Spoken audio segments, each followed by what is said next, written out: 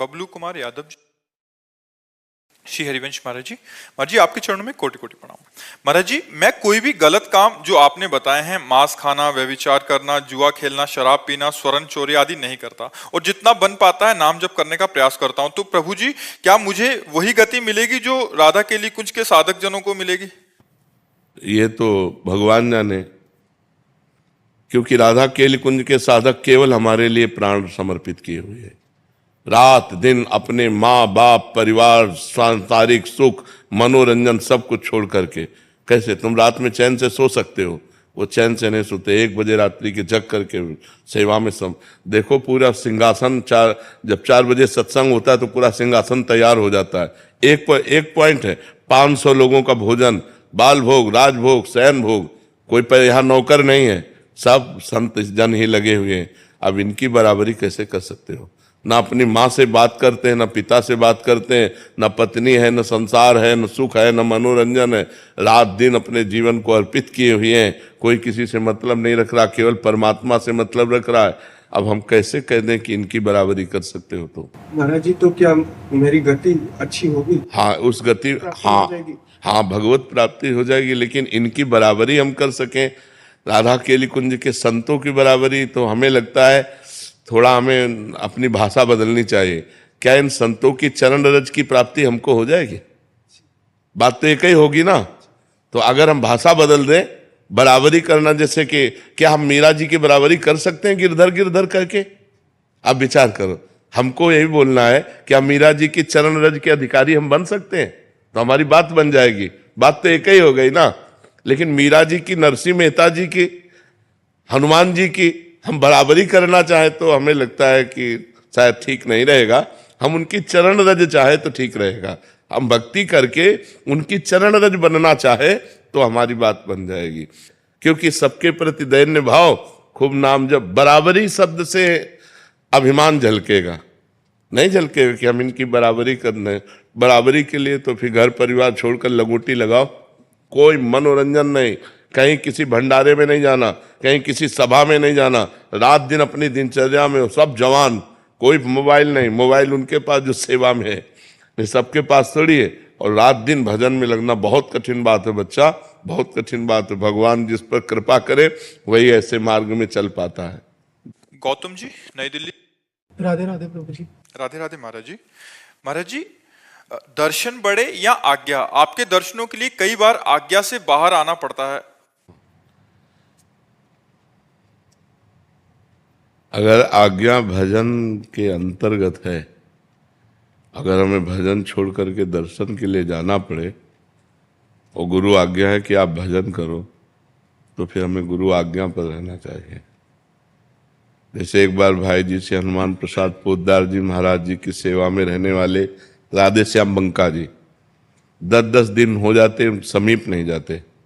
तो कई लोगों ने कहा, इतने बड़े महापुरुष के तुम निज जन होकर 10-10 दिन हो जाता उनके समीप नहीं जाते, तो कुछ नहीं बोलते थे। लेकिन एक दिन बहुत प्रश्न किया कि आप क्यों नहीं जाते?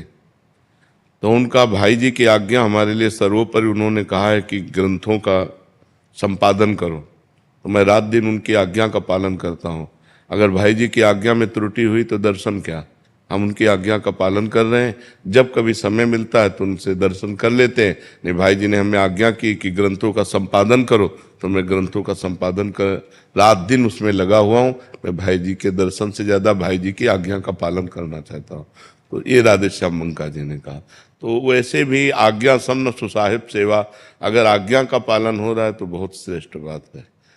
पर वो आज्ञा कौन सी है? क्या आपको पर्सनल उपदेश और आज्ञा हुआ है? अगर नहीं तो सार्वजनिक आज्ञा का निर्वाह करते हुए, वो सबके लिए है। नाम जप, नाम जप करते। दर्शन का सौभाग्य ज्यादा दिन नहीं रहता महापुरुषों के, संतों का दर्शन का सौभाग्य ज्यादा दिन नहीं रहता। भजन तो कभी भी कर सकते हो, लेकिन अभी अवसर है तो आंख मिला लो जाके, और नहीं जब अंतर ध्यान हो गए तो भजन तो करना ही है, रात दिन भजन करना है। आंख मिलाने का जब अवसर मिले तो चूकना नहीं चाहिए। जाकर के दस परस अग्नास बास निज संग करो दिन, तिन मुख हरिजस सुनत श्रवण मानो न त्रिपित छिन, कल अभद्र वर्णत सहज, कलयुग के सब दोष नष्ट होते हैं, पाप नष्ट होते हैं। संत समागम जब हम करते हैं, संतों का दर्शन करते हैं, उनके पास बैठते हैं, तो उनकी कृपा से हमें अध्यात्म शक्ति जागृत होती है, हमारे पाप नष्ट होते हैं, हमारे कलयुग के दोष नष्ट होते हैं, हमारा मन भगवान की तरफ सहज में, परमात्मा की तरफ सहज में भागने लगता है। इसलिए अगर कभी संत समागम का अवसर मिले तो भजन छोड़कर भी संत समागम करना चाहिए। समझ पा रहे हैं आप? अक्षय ठाकुर जी दिल्ली से। श्री हरिवंश महाराज जी मैंने संतों से सुना है कि प्रभु भोले स्वभाव वाले लोगों को जल्दी मिलते हैं, परंतु महाराज जी मैं तो भोला स्वभाव ऊपर का, बेवकूफी को भोलापन नहीं कहते। भोले का मतलब सर्व ज्ञान होते हुए भी अहंकार रहित, दैन्य। सर्व ज्ञान होते हुए भी अहंकार रहित, दैन्य, या केवल भगवान से अपनापन, केवल भगवान से अपनापन। भोलेपन का मतलब बेवकूफ आदमी नहीं होता। कोई भी भक्त ऐसा नहीं होता जो ज्ञान संपन्न न हो। हाँ, एक भोलापन होता है भगवान से, एक अपनापन। भगवान मेरी माँ, भगवान मेरे पिता, भगवान मेरे दोस्त, भगवान मेरे, तो वो भोलापन जो है वो परम पवित्र उच्च कोटि का होता है। बेवकूफी को भोलापन नहीं कहते। महाराज जी इनका प्रश्न आगे ये तो है महाराज जी, ये कह रहे हैं कि जब हम अपनी ओर देखते हैं तो बहुत चालाक नजर आते हैं, बहुत झूठ भी बोल देते हैं, और बहुत हम में तो मतलब छल कपट सब दिखता है। हाँ, ये भाव बहुत सुंदर भाव है, ये भाव होना ही चाहिए। अपने में दोष दर्शन होने से भगवान की कृपा प्राप्त, ऐसे में हमें कैसे प्रभु की हम कृपा प्राप्त हो जाएगी। जब हम अपने को दोषी मानते हैं तो दोषी मान के भगवान की शरण में होते हैं तो भगवान की कृपा प्राप्त हो जाती है। अपने अंदर ये बात जब रहे कि हम भगवान के योग्य नहीं हैं, ये तो भगवान की कृपा है कि उन्होंने हमें स्वीकार कर लिया है। हमारे अंदर तो बहुत से दोष हैं, तो इससे भगवत कृपा प्राप्त होती है। जीव भगवान की कृपा का अधिकारी हो जाता है, ये जरूर होना चाहिए। देखो हनुमान जी महाराज परम ज्ञानी महापुरुष हैं, और कह रहे असमय अधम सखा सुनो मोहू पर रघुवीर। मैं इतना अधम हूं फिर भी भगवान की हम पर कृपा है। सबरी जी इतनी महान वक्ता है, और कह रहे अधम ते अधम अधम अति नारी तिनमा मैं मतिमंद अघारी। मैं तो अधम, स्त्रियों में भी अधम, भीलिनी जाति के उसमें भी अधम। ऐसा भक्तों के अंदर भाव ये रहता है कि मैं बहुत नीच हूँ, और तभी उस महान परमात्मा को रिझा पाते हैं जब अपने में दैन्य भाव रहता है। सबसे अपने को नीचा समझना, सबसे छोटा समझ, तृणादपि सुनीचेन, यहाँ तक कि तृण से भी अपने को नीच समझना है। तृणते नीच अपन पो कहा, शुभ और अशुभ न जान नहीं। समझ रहे हो ना? आदित्य जी मध्य प्रदेश। महाराज जी राधे राधे। महाराज जी मैं आपकी और श्री जी की कृपा से नाम जप करने का प्रयास कर रहा हूँ, और कुछ दिनों से श्री हित 84 जी का नित्य गायन भी कर रहा हूँ। महाराज जी आपके श्री मुख से सुना है कि हमें नाम जप के साथ साथ लीला चिंतन भी करना चाहिए। महाराज जी प्रारंभिक साधक नहीं, प्रारंभिक साधक नाम चिंतन करे। जैसे राधा जपते हो तो राधा ही लिखो। तो बहुत धन्यवाद आपको कि आप इस नवीन अवस्था में भगवत मार्ग में लग रहे हो। भगवान की विशेष कृपा आपके ऊपर है।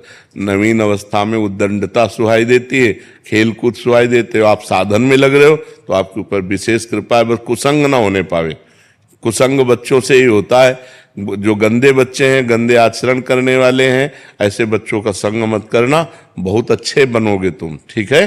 हाँ, अच्छे चलते रहो। अपने दोस्त बना लीजिए। दोस्त तो बना लिया ना। राधा नाम दे दीजिए। राधा राधा राधा राधा। हम किसी को दोस्त कहे ना कहे, सब हमारे दोस्त, कोई दुश्मन हमारा है ही नहीं है। सब हमारे दोस्त है, सब हमारे मित्र है। सिद्धि काबरा जी पूना से। राधे राधे गुरुदेव। गुरुदेव आपके चरणों में कोटि कोटि प्रणाम। गुरुदेव भगवान से जुड़ने के लिए सबसे अच्छा तरीका क्या है महाराज जी? भगवान की शरण में हो जाना, अंदर से भगवान की शरण में हो जाना। जब हम मूर्छित होते हैं तब हम कुछ नहीं कर सकते। जब हम भारी विपत्ति में बुद्धि चकरा जाती तब कुछ नहीं कर सकते। कई ऐसी दुख की परिस्थितियां आती हैं जिसमें हम कुछ नहीं कर सकते। उस समय आश्रय काम करता है, भगवद आश्रय। और भगवद आश्रय को तत्काल भगवान स्वीकार करते हैं। जैसे सुग्रीव जी और बाली जी परस्पर वैर करते थे, तो बाली जी सुग्रीव जी को मारते थे, और यहाँ तक कि जान से मारने का उपाय किया तो भाग करके एकांत में ऐसे रह रहे थे जहाँ श्रापवश वो नहीं जा सकते थे। बिल्कुल ध्यानपूर्वक सुनना। तो दूर से देखा दो राजकुमार आ रहे हैं, तो उसको संशय हुआ सुग्रीव को कि बाली तो ऋषि के श्रापवश यहाँ नहीं आ सकते, हो सकता है इन राजकुमारों को भेजा हो। तो हनुमान जी महाराज को भेजा। हनुमान जी महाराज जी ब्राह्मण के रूप में गए और जब भगवान से परिचय पूछा, आप कौन हैं?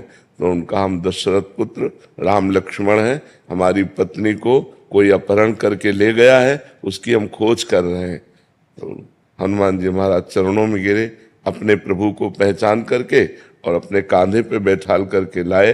तो सुग्रीव दूर से ही देख के समझ गए कि मित्र पक्ष है, क्योंकि कांधे पे बैठाल के ला रहे हैं। अब सुग्रीव जी ने आज तक कोई भगवान की प्राप्ति का साधन नहीं किया था। भगवान और सुग्रीव जी को हनुमान जी मिला रहे हैं, मतलब भक्त के द्वारा भगवान की आश्रय वृत्ति प्राप्त होती है। सुग्रीव जी को विश्वास दिलाने के लिए भगवान ने अग्नि को साक्षी किया और कहा, हम आज से आपको सखा भाव से स्वीकार करते हैं, अर्थात आप हमारे मित्र हैं। किस भय से तुम यहाँ रह रहे हो? तो उन्होंने बताया, हमारा भाई ही है, तो हमारा दुश्मन वो हमें मारने के लिए तैयार है, तो उनका एक बाण से मार दूंगा, तुम उससे चिंता न करो। सुग्रीव जी ने जब भगवान की बाहुबल की रक्षा से किष्किंधा का राज्य प्राप्त किया, भगवान ने बाली को मारा, तो 4 महीने भगवान प्रवर्षण पर्वत पर रहे, एक दिन भी नहीं गया। भयवश ऋष्यमुख पर्वत पर प्राण छुपाए रहता था।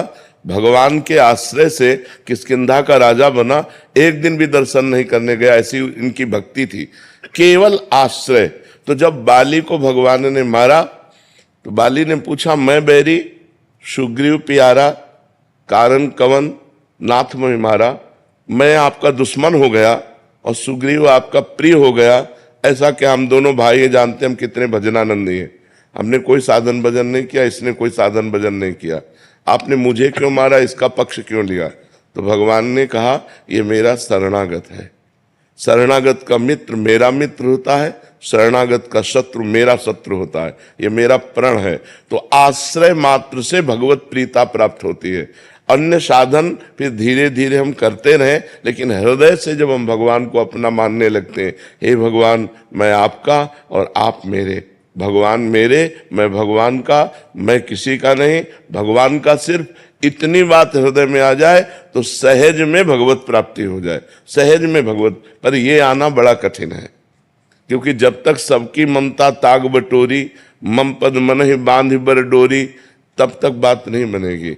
सबसे प्यार समेटकर एकमात्र भगवान के चरणों में जब तक अर्पित नहीं किया जाता, तब तक आश्रय पुष्ट नहीं होता। जननी जनक बंधु सुतदारा, तन धन धाम सुहृद परिवारा, सबकी ममता ताग बटोरी, मम पद मन ही बांध बर डोरी। भगवान कह रहे, सबका प्यार, सबकी ममता को समेटकर जो मेरे चरणों में समर्पित कर देता है, वो मेरा आश्रित हो जाता है, और मेरे आश्रित को त्रिभुवन में कभी कोई बाल बांका नहीं कर सकता।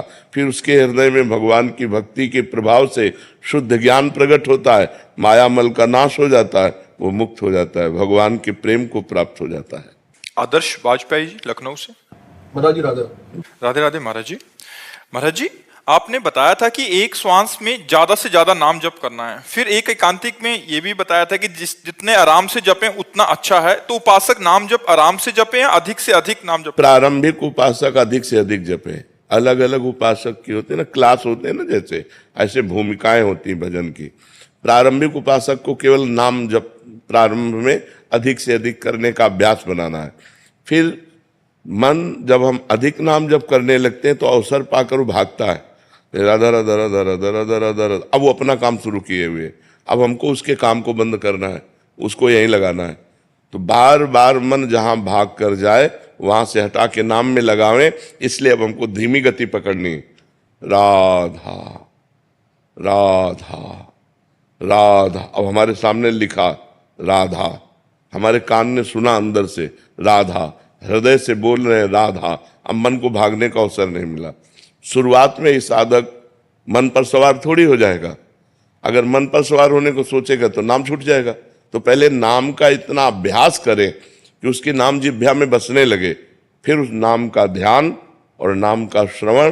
तो मन को घसीट कर नाम, मन ही बंधन और मोक्ष का कारण है। विषय चिंतन में लगा हुआ मन बंधन का कारण है और भगवत चिंतन में लगा हुआ मन मोक्ष का कारण है। तो प्रारंभिक दशा में हम ये क्रिया नहीं करते। हम इसके आगे बढ़कर जब भूमिका में पहुंचते हैं कि अब हमारा घंटों नाम चल रहा है पर मन नहीं लग रहा, मन संसार का चिंतन, अब उसको लाते हैं घसीट के, जहां जहां जाता है वहां से घसीट के नाम मंत्र में लाते हैं और मंत्र नाम को फंसाते हैं, राधा राधा राधा, अरे राधा राधा राधा राधा राधा राधा, अभी अपनी घड़ी चालू रखेगा, भूत भविष्य की चिंता, आए हुए अंदर के गंदे संस्कार, वो सब वो दिखाएगा सामने, हमसे कहेगा छोड़ो नाम और इनमें लगो, लेकिन हमको इसकी बात पर नहीं लगना, धीरे धीरे इसको फंसाना है मन को। वो मन जहाँ भगवान में लग गया तो इतना आनंद प्राप्त होता है, वो आनंद किसी विषय में नहीं है। देखो यहाँ जो कुछ भी है सब नाशवान है, एक सेकंड में सब छूट जाना है। हमारी श्वास रुकी कि हमारा शरीर छूटा, बैंक बैलेंस छूटा, पढ़ाई छूटी, पदाधिकार छूटा, मित्र शत्रु सब एक सेकंड में छूट जाएगा। हमारे साथ क्या जाएगा? हम तो रहेंगे ना, शरीर छूट जाएगा, हम तो रहेंगे। अब हमारे पास यदि पुण्य बल नहीं है, भजन बल नहीं है, तो हम सुअर बने कि कुत्ता बने, क्या बने पता नहीं, 84 लाख योनियां हैं।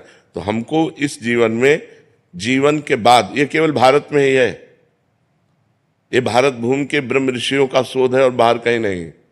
बाहर तो खाओ पियो, कमाओ खाओ, भोगो, जितना भोग लो, बस बहुत से बहुत, मरने के बाद स्वर्ग नरक, इसके बाद कुछ नहीं। मोक्ष, परम पदवी, प्रेम, ये तो ब्रह्म ऋषियों की, भारत के ब्रह्म ऋषियों की है। तो हम मरने के बाद का क्या कर रहे हैं?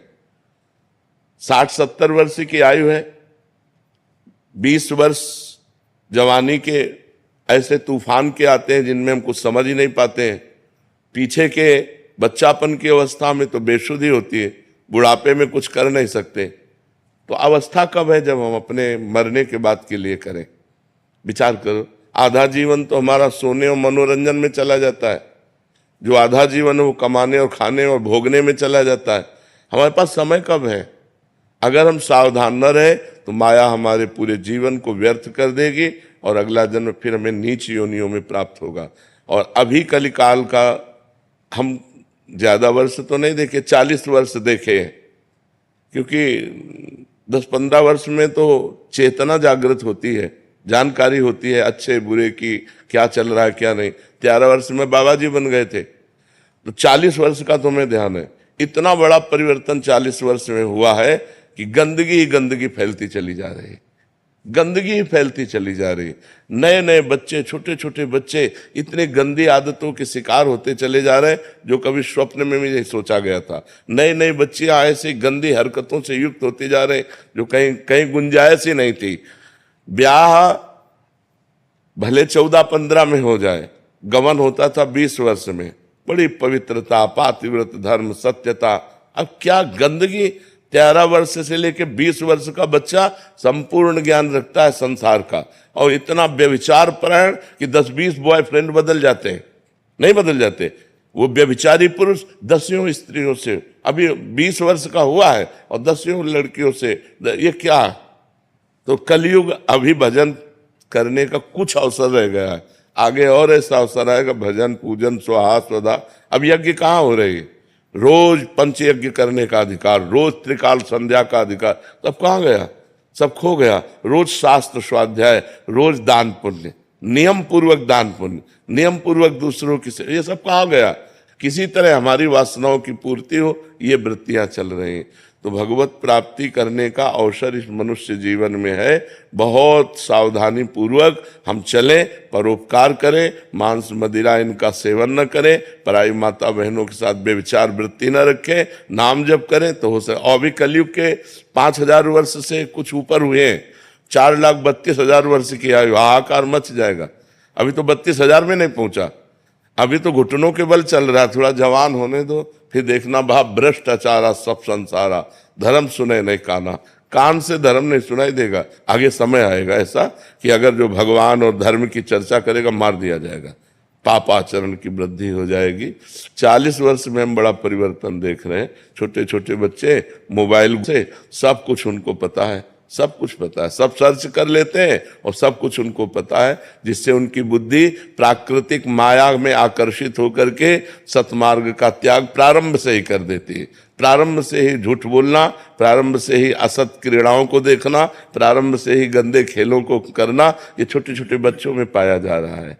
इसलिए बहुत सावधानी पूर्वक अगर जो बचा पावे अपने मन को और प्रभु में लगा पावे तो धन्याति धन्य जीवन है, नहीं तो सब व्यर्थ जीवन है। तो अगर हम धीरे धीरे से मन को नाम में फंसा पा जाएं तो हम विजयी हो जाएंगे। नहीं तो जबान से नाम चल रहा है, अंगुली माला में चल रही, मन संसार में चल रहा है।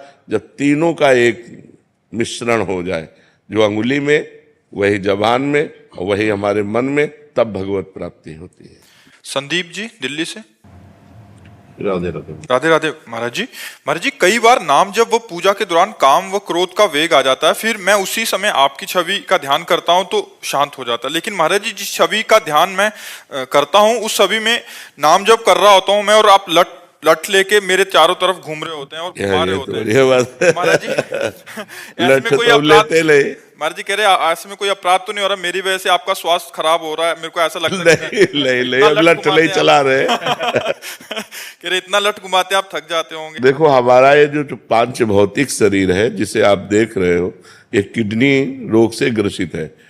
इसके बल से हम नहीं है, हम श्री जी के बल से। ये बल तो खत्म हो चुका है, रोज डायलिसिस, ये वो, ये परेशानी वो परेशानी।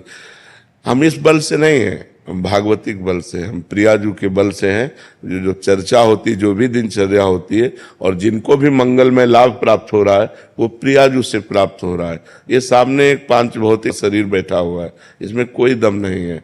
दम है तो प्रभु में है, वो उन्हीं के बल से सबका मंगल होगा। उन्हीं के बल से जो ये बात सोचेगा, जैसे आप सोचे तो काम क्रोध के समय अगर ध्यान करोगे तो ध्यान मूलम गुरु मूर्ति, पूजा मूलम गुरु पदम, मंत्र मूलम गुरु वाक्यम, मोक्ष मूलम गुरु कृपा, तो वही भगवत तत्व हमारा रूप धारण करके आपकी रक्षा करेगा। क्योंकि जा पर जेकर सत्य सनेहु, सोते ही मिले न कछ संदेहु। अगर आपका ये भाव बन जाए कि साक्षात परब्रह्म परमात्मा ये गुरु रूप धारण किए, तो आपकी वैसे ही रक्षा होने लगेगी जैसे भगवान करते हैं। गुरु ब्रह्मा गुरु विष्णु गुरुदेव महेश्वरा, गुरु साक्षात परब्रह्म तस्मै श्री गुरुवे नमः। तो परब्रह्म सर्वत्र व्याप्त है और आपने इस रूप की चाह की तो वही रूप धारण करके वो आपकी काम क्रोध से क्या, जन्म मृत्यु से रक्षा कर लेगा। खूब नाम जप करो, खूब भगवत चिंतन करो। ये शरीर तो पांच भौतिक नाशवान, आज है कल नहीं रहेगा, इसका तो कोई भरोसा नहीं है, इसका कोई भरोसा नहीं है। ये तो श्वास है, पानी का बुलबुला कब फूट जाए, अंजुली में चाहे जितना जोर से पानी बांधो वो निकल ही जाएगा। ऐसे ही ये बालू का पुल है, ये टूटेगा, इसमें कोई संशय नहीं। आज चल रहा है, बस लाभ ले लो, कल रहे ना रहे इसका क्या भरोसा। लेकिन हमारी बात मान लोगे तो मंगल हो जाएगा, आपका कल्याण हो जाएगा। शगुन झा जी। गुरुजी, आपके सत्संग में सुना है कि नाम गुरुदेव का नहीं लेना चाहिए, पर महाराज जी आपका नाम हर जगह ही आ जाता है, किताबों में, भजनों में पढ़ती हूँ, सुनती हूँ, भूल। अब जैसे हमसे कोई पूछे कि आपके गुरुदेव का क्या नाम है, तो एक तरह से हम बहुत संकुचित हो जाएंगे और परम पूज्य प्रातः स्मरणीय श्री अमुक अमुक ऐसे नाम लेंगे, तो अपने से जब नाम लेंगे। लेकिन जब और कोई नाम लेता है तो उसके गुरु तो है नहीं। तो गुरुदेव का नाम जब हम लें तो बड़े आदर से लें। लेकिन जैसे हमारे गुरुदेव हरिवंश महाप्रभु भी हैं, तो उनका नाम तो लेते ही हैं। हमारी गुरु राधा है तो हम तो राधा राधा कहते हैं। लेकिन अब जैसे प्रगट में हमारे गुरुदेव भगवान है, मतलब अंदर तो नाम उन्हीं का दिया हुआ, उन्हीं का सब कुछ है, लेकिन प्रगट में नाम हम कभी, जब बहुत कोई ऐसा पूज्य जन पूछे तो बहुत मतलब एक संकोच करते हुए फिर नाम, ये मर्यादा है। जैसे पतिव्रता पत्नी को अपने पति के नाम उच्चारण करने में सभ्यता का प्रयोग करना है, ऐसे एक शिष्य को अपने गुरु के नाम उच्चारण करने में एक संकोच और सभ्यता का प्रयोग। हाँ गुरुजी, जैसे मेरे साथ भी यही होता है कि कोई मेरे से पूछता है तो मुझे लगता है मैं क्या बोलूं, कैसे बोलूं, मैं बोलती रहती हूँ गुरु जी। हाँ नहीं, अब जैसे कोई पूछे तो अब तो बताएंगे। पूज्य प्रातः है स्मरणीय, सम्मान लगा करके और अपने गुरुदेव का नाम फिर बता। गिल्टी होती है कि मैं नहीं, वो तो सबको होता है, हमको भी होता है अपने गुरुदेव का नाम उच्चारण करने में एक सभ्यता, एक संकोच होता है। और कहेंगे बड़े महाराज जी, पूज्य बड़े महाराज जी, नहीं नाम क्या है, तब फिर बहुत सभ्यता से उनका नाम सम्मान के साथ। ये मर्यादा है, ये एक मर्यादा है, शास्त्रीय मर्यादा है। और सच्चाई यही है कि हृदय से हम जप सकते हैं, लेकिन जबान से निकालने में हमें संकोच लगेगा। अभिषेक जी गुजरात से। हरिवंश। महाराज जी आपका प्रश्न है, क्या महाराज जी जो प्रिया प्रीतम से प्यार करे वो पागल हो जाता है क्या? आपको हम पागल नजर आते हैं? यदि अकेले बात करते तो मतलब कोई सोचता है कि ये क्या बात कर रहा हूँ, मतलब हम लीला चिंतन करते मतलब। देखो, अगर हम बनावटी न करें तो हम पागल नहीं हैं। बनावटी अगर हम कुछ करने लगेंगे तो पागल है। भगवान के मार्ग में दंभ, पाखंड, बनावट, इससे बचना चाहिए। तुम्हारी कितनी आयु है? 18 में। हाँ, खूब बढ़िया है। अच्छा, हम तुम्हें धन्यवाद देते हैं कि भगवान के मार्ग में लगे हो, अच्छे से लगो, लेकिन बनावटीपन कुछ मत करना। इस मार्ग की चतुरता है कि जैसे हम नाम में डूबे हुए हैं, भगवान नाम जब सामने वाला हमसे कोई बात कर रहा है जी, और हम नाम जब चल रहा है, वो ये समझ, हमको ये जनाना नहीं कि यार तो हमको क्यों डिस्टर्ब करते हो, हम नाम जब में डूबे हुए हैं। ये नहीं, भजन करने वाले को ये जताना नहीं कि मैं भजन में डूबा हूं। जैसे कि आप बहुत सोच रहे थे, क्या सोच रहे? अरे वो चलता है, तो ऐसे ही सोचते। हाँ बोलिए, आप क्या, ऐसे बात की जाती है। ये थोड़ी बताया जाता है कि हम तो लीला चिंतन में थे, तुमने हमें टोक दिया, हम नाम चिंतन में थे, ये बताया नहीं। अगर ये बताओगे तो बात ठप हो जाएगी। खूब भजन करो और प्रवीणता पूर्वक व्यवहार करो। भक्त पागल थोड़ी होता। किसी भी भक्त का नाम बताओ जो पागल हुआ हो, किसी भी भक्त का, ऐसा नहीं होता। बहुत प्रवीण होता है भगवान का भक्त। हनुमान जी को क्या कहा गया? ज्ञानी नाम अग्रगण्यम, बुद्धिमताम वरिष्ठम, विश्वामित्र महामुनि ज्ञानी, गरुण महाज्ञानी गुण राशि। चाहे गरुण जी, चाहे किसी भी महाभक्त के लिए देखो तो जो भगवान का भक्त होता है, ज्ञान विज्ञान प्रवीण होता है, वो पागल थोड़ी होता है। हाँ, एक प्रेम की पागल अवस्था होती है। अब वो अपने प्रभु में रो रहा है, अब सामने वाले तो दिखाई नहीं दे रहा क्यों रो रहा है, अब अपने प्रभु से बात कर रहा है, नाथ आप कब मिलोगे, आपको वो लग रहा है बड़बड़ा रहा है क्या। तो दूसरे लोग उसे पागल समझते हैं, वो पागल नहीं होता, वो परम प्रवीण होता है। दूसरी चूंकि बाह्य चेष्टाएं दिखाई नहीं दे रही, वो अपने भगवान से बात कर रहा है, भगवान के लिए नाच रहा है, भगवान के लिए रो रहा है। अब सामने वाला देख रहा है कि कोई है नहीं, तो उसको लगता है पागल आदमी है क्या। किसी से ऐसे ही बात करे, सामने कोई आदमी ना हो और ऐसे ही नाचे तो पागल नहीं लगेगा। सामने वाले को लगता है यार ये पागल आज, और उसके सामने भगवान खड़े, वो भगवान से बात कर रहा है, भगवान से चेष्टाएं कर रहा है, तो वो स्थिति को सामने वाले लोग पागल करने लगते। वो पागल नहीं होता, परम प्रवीण ज्ञानी महापुरुष होता है। सुधा गुप्ता जी नई दिल्ली से। राधे राधे महाराज जी। महाराज जी मेरा प्रश्न है कि 4 आश्रमों से संबंधित है, जिसमें से एक वानप्रस्थ बताया गया है। 4 आश्रमों की औसतन आयु 25 वर्ष सुनी है हमने। महाराज जी हम ब्रह्मचर्य, ग्रस्त और सन्यास के बारे में तो अक्सर सुनते ही रहते हैं, लेकिन वानप्रस्थ के बारे में कभी बात नहीं होती। हाँ, वानप्रस्थ तो बड़ा कठिन है। वानप्रस्थ जो आश्रम है कलयुग में बहुत कठिन है, क्योंकि वो महान तपस्या पूर्ण होता है। जैसे ब्रह्मचर्य, नैष्ठिक ब्रह्मचर्य और सन्यास, एक मार्ग ये है। ब्रह्मचर्य, आजीवन ब्रह्मचर्य और सन्यास, और एक मार्ग ब्रह्मचर्य और गृहस्थ आश्रम। अब जब गृहस्थ आश्रम के 50 वर्ष की आयु हो गई, 100 वर्ष की मनुष्य की आयु रखी गई, 70 में पहुंचते पहुंचते काम हो जाता है, 60-70 में आजकल हो जाता है, कोई 80 बिरले पहुंचता होगा, 90 और 100 तो बहुत ही मुश्किल बात है। अब 50 वर्ष के बाद आदमी की हालत क्या होती है जो गृहस्थ में होता है, क्योंकि वो 25 वर्ष ब्रह्मचर्य नहीं रहा है। अगर आश्रम के अनुसार पूछो तो 25 वर्ष तक ब्रह्मचर्य रहना चाहिए, इसके बाद ब्याह होकर 25 वर्ष गृहस्थ आश्रम में रहना चाहिए, फिर वानप्रस्थ। तो चूंकि न्यू गड़बड़ है, 25 वर्ष ब्रह्मचर्य कहाँ, गर्लफ्रेंड बॉयफ्रेंड ब्रह्मचर्य, ब्रह्मचर्य कहाँ रह रहे हैं। तो 50 वर्ष पहुंचते पहुंचते ढेर हो जाते हैं।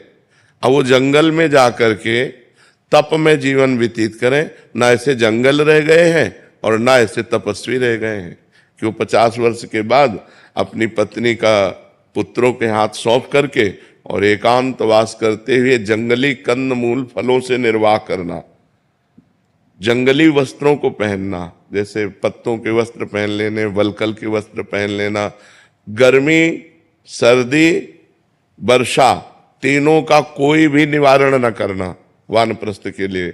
गर्मी सीधे सहना, कोई पंखा बिजली इसका प्रयोग नहीं। सर्दी सीधे सहना, कोई किसी भी तरह का सर्दी निवारण का नहीं, सीधे अंगों पे सहना। वर्षा पूरी सहना, और अगर ऐसा लगे कि अब हमारा शरीर काम नहीं कर रहा है तो उसको तप के द्वारा अपने प्राणों का त्याग कर देना। बहुत कठिन वानप्रस्थ होता है। अगर लगा कि अभी हमारा शरीर तपस्या कर सकता है तो संन्यास ले लेना। फिर संन्यास के द्वारा, अब तो वानप्रस्थ कौन रहता है, वानप्रस्थी कहाँ दिखाई देते हैं। वानप्रस्थी बड़ी तप, भूमि में ही शयन करना, नंगे पैर चलना, बड़ा कठिन तप में जीवन होता है। अब तो 50 वर्ष के बाद इतना आसक्त हो जाता है कि वो परिवार, संसार, माया इससे हटकर के जंगल में जाए, ऐसी कहाँ सामर्थ्य रह जाती है। और 70-80 के अवस्था में तो सहयोग की जरूरत है, अकेले चल ही नहीं सकता, अकेले अपनी दिनचर्या नहीं कर सकता, तो वानप्रस्थ क्या चलेगा। बहुत कठिन है वानप्रस्थ। और अब कहाँ वानप्रस्थ दिखाई देते हैं। सीधे गृहस्थ से संन्यास ले लिया, सीधे गृहस्थ से संन्यास लिया और आश्रमों में रह रहे। तपस्या और कष्ट कहाँ, तपस्या और कष्ट जब तक नहीं सहा जाता तब तक परमार्थ का प्रकाश भी नहीं होता है। तप में जीवन, भगवान के लिए कष्ट में जीवन, वो अब सब ग्रंथों में लिखा रह गया है। कोई कोई बिरला होगा जो चल रहा होगा, नहीं तो बहुत ऐसा। अब कहते हैं जवानी में भजन न करो, तो बुढ़ापे में पूछ लो कि कितना भजन करते हैं। अगर जीवन में भजन नहीं किया है, नाना प्रकार की चिंताएं होती, इंद्रियां शिथिल हो जाती हैं, भजन में मन नहीं लगता। अब भजन में मन लगेगा। हम एक साधारण यंत्र चलाने की कहते हैं, हमने कभी पिस्तौल नहीं चलाई, छुई नहीं हाथ से। अब हमको आप पिस्तौल दे दीजिए तो हम चला पाएंगे क्या। जो कि एक प्राकृतिक यंत्र चलाना है। मन को परमात्मा में लगाने का अभ्यास नहीं किया तो बुढ़ापे में लगा लोगे आप, कैसे लगा लोगे। तो जवानी से जब हम सत्मार्ग शुरू करते हैं, भजन शुरू करते हैं, तब होता है। हमारे जो सनातन धर्म में है, पहला कदम है ब्रह्मचर्य। फिर चाहे तुम सन्यास की तरफ जाओ, चाहे गृहस्थी की तरफ जाओ, पहला कदम ब्रह्मचर्य। कौन चल रहा है ब्रह्मचर्य से। 13-13, 14-14 वर्ष के बच्चे बच्चियां अपने धर्म से भ्रष्ट हो रहे हैं। जिनको मतलब अभी बच्चा कहा गया है, वो धर्म से भ्रष्ट हो रहे हैं। हमारे सामने कितने ऐसे बच्चे आए जो 13 वर्ष के, हमके तो आश्चर्य हुआ कि ये तो तुम्हारी खेलने की अवस्था है, तुमको ऐसा ज्ञान कैसे। तो मोबाइल है, मोबाइल से सब ज्ञान हो रहा है। तो गंदे आचरणों में प्रवृत्ति 13-14 वर्ष के बच्चों की हो रही, तो ब्रह्मचर्य कब रहेंगे। ब्रह्मचर्य, और जब ब्रह्मचर्य नहीं तो जब प्रथम ही सीढ़ी नहीं तो परमार्थ की चढ़ाई कौन चढ़ सकता है। फिर तो सब केवल बकवास बकवास रह जाता है।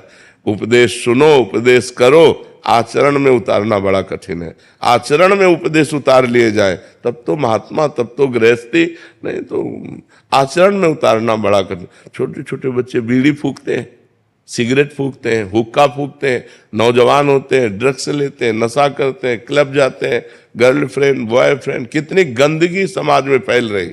आप देखो कितनी गंदापन फैल रहा है, इतना गंदापन फैल रहा है कि आज एक गृहस्थ चैन से नहीं है। जी आपने बोला अभी कि पुरुष अपनी पत्नी को पुत्र के साथ छोड़ के जाए, तो क्या वानप्रस्थ आश्रम सिर्फ पुरुषों के लिए बनाया गया था। अगर स्त्री पत्नी अपने पुत्र प्रेम त्याग कर सके, क्योंकि बहुत कठिन मार्ग है ना, तो माताओं बहनों को रहना बहुत कठिन है। वो अपने पुत्र संतान को त्याग करके रहना कठिन मानती है। अगर वो साथ जाना चाहे तो जा सकती है वानप्रस्थ में, अन्यथा वैसे बहुत कठिन है। इसलिए कठिन है कि जैसे जंगल में खुले में शयन करना, वलकल वस्त्र पहनना, कंदमूल फल खाना, अब कहाँ कंदमूल फल रह गए। एक बेर भी जिसके पेड़ होगा ना, वो पैसे से बेच करके देने वाला होगा। आप पानी नहीं पी सकते, पानी नहीं पी सकते क्योंकि पीने लायक नहीं है, और बाहर ना कुआं रह गया है, ना हैंडपैप रह गए। वानप्रस्थ कैसे रहा जाए। आप विचार करके देखिए, एक जीने के लिए गंगा यमुना के जो पावन जल थे, जिनके पीने मात्र से समस्त पौष्टिकता अपने आप आ जाती थी, क्योंकि पहाड़ों से जंगलों से खुली वायु के द्वारा अब गटर का बड़ा बड़ा नाला जा रहा है। गंगा यमुना का पानी पीकर रह नहीं सकते, कुआं हैंडपैप रह नहीं गए, सरोवर नदी झील है नहीं कि हम पानी पिए। पानी नहीं है अगर पैसा नहीं है तो। वानप्रस्थ में पैसा स्पर्श करना पहले ही निषेध है, अर्थ का स्पर्श करना निषेध है। उसमें तो खुले बहुत फूस की झोपड़ी बना ले और उसमें रहे, ये सब सुविधाएं सब। महाराज जी इसमें एक प्रश्न था महाराज जी, ये उस समय जो गुरुजन थे, संत जन थे, उन्होंने एक शास्त्रीय विधान और एक मानव मर्यादा के लिए आश्रम बनाए थे। महाराज जी आज के समय में जो समय चल रहा है, तो वानप्रस्थ आपको देखने को नहीं मिलेगा। गृहस्थ से सीधे संन्यास, ब्रह्मचर्य से सीधे संन्यास, और सन्यासी बनकर आश्रम में रहना। तो महाराज जी आज के समय में कैसे संभव है कि भगवत प्राप्ति का मार्ग हम किस भाषा में डिवाइड? वानप्रस्थ से केवल थोड़ी भगवत प्राप्ति होती है। महाराज जी अभी क्या कैसे चले महाराज जी? कृतयुगे ध्यायते विष्णुम, त्रेतायाम यजतई मखई, द्वापरे परिचर्यायाम कलो तद्धर कीर्तन। अपने घर में रहो, घर में रह करके परिवार को भगवान का स्वरूप समझो, घर में त्यागी बन करके रहो, जो मेहनत से कमाया है उससे अल्पाहार करो और निरंतर भगवत चिंतन करो। भगवान कहते हैं अनन्य चिंतयन्तो माम ये जना परिपासते, मेरा जो अनन्य चिंतन करते हैं। अन्य चिंतन वानप्रस्थ बन करके क्या करना है? भगवान का तो चिंतन करना है। अब उस तरह की कठोर तपस्या रह नहीं गई, उस तरह के हमारा वातावरण, आप शौच नहीं हो सकते तो अब शौचालय चाहिए, इसलिए चुपचाप कलयुग है, अपने घर में रहो और अपने को उचित आहार और वस्त्र आदि से शरीर को ढक करके, परिवार से ममता त्याग करके घर में रहो, परिवार वालों को भगवान का स्वरूप समझो और खूब नाम जप करो, भगवत चिंतन करो। कलयुग में केवल भगवान के नाम चिंतन से भगवत प्राप्ति है। दूसरे जितने साधन है, ये अब मान लो वानप्रस्थ साधन आपका परिपक्व हो जाए तो आपको तप लोक मिलेगा, भगवत प्राप्ति थोड़ी हो जाएगी। तप लोक मिलेगा, महालोक, तप लोक, जनलोक, सत्यलोक, ब्रह्मलोक ये तक बने हुए ना। भगवत प्राप्ति होगी भगवत चिंतन से। वानप्रस्थ बन करके यदि भगवत चिंतन नहीं हुआ, केवल वानप्रस्थ नियमों का पालन हुआ, तो आपको तप लोक की प्राप्ति होगी, भगवत प्राप्ति नहीं। भगवत प्राप्ति तो भगवत चिंतन से होती। रात दिन आंसू बहाते हुए राम राम कृष्ण कृष्ण हरि हरि राधा राधा जो अंदर चिंतन कर रहे हैं, उनको भगवत प्राप्ति है। महाराज जी जैसे मैंने शादी नहीं की, गृहस्थ आश्रम में नहीं गई, लेकिन संसार में जो दायित्व थे वो किए, तो हमारा तो मेरा तो ब्रह्मचर्य ही चल रहा है। तो उसके बाद वानप्रस्थ का कोई महत्व है? मतलब कोई महत्व नहीं रह जाता? अब तुम नाम जप करो और परिवार में ही रहना, घर के बाहर व्यवस्था मत सोचना कि किसी आश्रम में चली जाए, बिल्कुल नहीं। अपने घर में रहो और जो मेहनत की है उसी कमाई से पेट भरो और खूब नाम जप करो, भगवान का चिंतन करो और घर के सदस्यों से मोह मत करो। बस यही सन्यास होगा आपका। सच्ची हम बात कह रहे हैं। बिल्कुल किसी आश्रमों में जाके रहना या इस तरह का व्यवहार वो बहुत घाटे का है, बहुत घाटे का है। कलयुग है, बहुत घाटे का सौदा चल रहा है। विश्वास अंतर ध्यान होता चला जा रहा है। विश्वास जो है वो अंतर ध्यान होता चला जा रहा है। विश्वास हमारा बहुत डगमगा रहा है इस समय, क्योंकि पाए जान जगत में सब जन कपटी कुटिल कलयुगी टंचु। कपट का कलयुग का ऐसा प्रभाव बढ़ रहा है, सभा में हम कुछ और हैं और एकांत में हम कुछ और हैं। कपटी कुटिल कलयुगी टंचु, तो इह पर लोग सकल सुख पाओ, मेरी सो भैया कृष्ण गुण संचु। केवल भगवान की लीला गुण गाओ, भगवान का नाम जप करो, भगवान के चिंतन में अपने घर में रह करके। कि भगवत प्राप्ति नंगे उघारे रहने से नहीं होती, भगवत प्राप्ति भूखे रहने से नहीं होती, भगवत प्राप्ति भटकने से नहीं होती, भगवत प्राप्ति चिंतन से होती। दवा है, भोजन है, शरीर के निर्वाह की व्यवस्था है, उसके बिना जी नहीं सकते और जिए बिना भजन नहीं हो सकता। इसलिए दोनों बातें आओ, तो आपको घर छोड़ने की जरूरत नहीं। घर में रह करके पवित्र आचरण करते हुए परिवार से मोह रहित होकर भजन करो, इसी से भगवत प्राप्ति हो जाएगी।